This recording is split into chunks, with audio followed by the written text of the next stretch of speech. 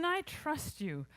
This question has the potential to impact every part of our lives, from who we love to how we learn, how we take care of our health and invest our money.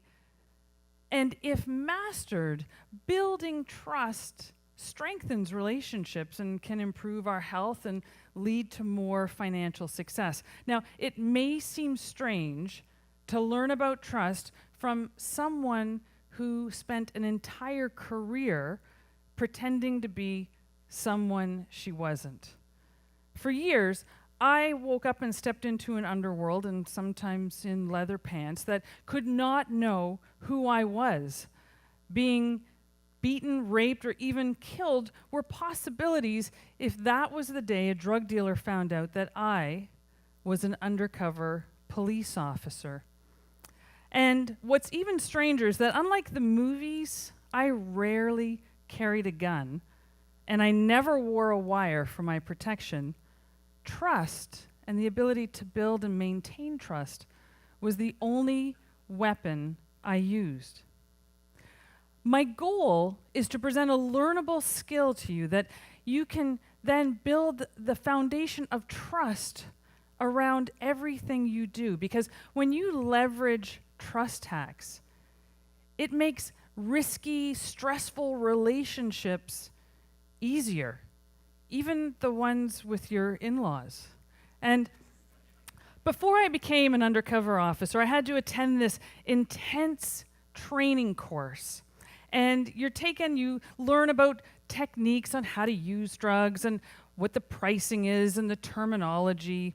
And you learn about building trust. Although they don't call it trust building, that's essentially what you learn. And you have to learn it in really uncomfortable and often unpredictable situations. So, for example, tough biker-looking officers are taken to gay bars, and young female rookie officers are taken to busy strip clubs. Now, it's been quite a few years. If you're having trouble connecting the dots, I was the one who went to the busy strip clubs. About 48 hours remained in a long-term, about a 10-month-long undercover project, and we were getting ready for all of our RIPs. And RIPs are essentially what they sound like. You order up a large quantity of drugs, and then you go to meet the dealer, and you rip them off. Sounds fun, right? It usually is, unless it means you have to jump out of a moving car being driven by a really angry drug dealer. When that happens, it's nothing like on TV. I didn't roll and tuck and gracefully spring into action. I just fell out like a bag of cement. Later on, a drug dealer was calling and threatening to kill my partner. My partner was actually an undercover officer that I met for the very first time when we were assigned to live together as husband and wife. Now, undercover eventually went under the covers, and we got married for real at the end of the project.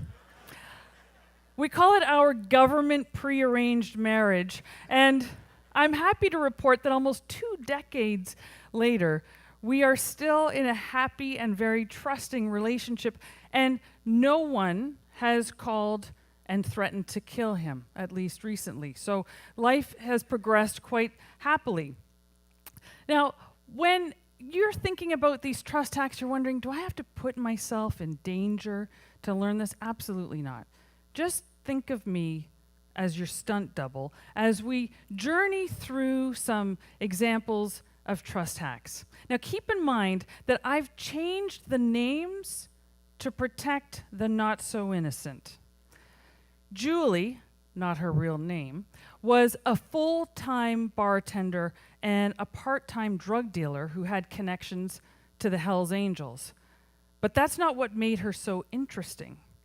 Every night I'd go to the bar and I'd sit and listen, trying to overhear conversations that would provide some perspective and information about the local drug scene. I learned a lot about that, but what I learned even more was how to become an effective, active listener Julie was incredible at this. She would lean in and ask questions for clarification. She'd nod and utter affirmations, mirror their body language. And as a result, she built some really great relationships and got a lot of information. But the piece that really stood out for me, because all of those are great ingredients for a wonderful listener, but the piece that really stood out was that Julie let go of all prejudgment. She didn't prejudge anyone when she was speaking with them. And when we let go of preconceived ideas about what a drug dealer should be like, or what our spouse or kids or partners, coworkers should be like, we make room for new ideas. And even more importantly, we build a bridge of trust that enables the other person to feel heard and valued.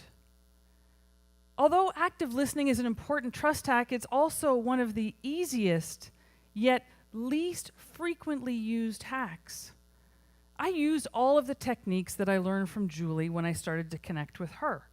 And as a result, I became Julie's trusted confidant, and she introduced me to Frank, the dealer with the biker connections.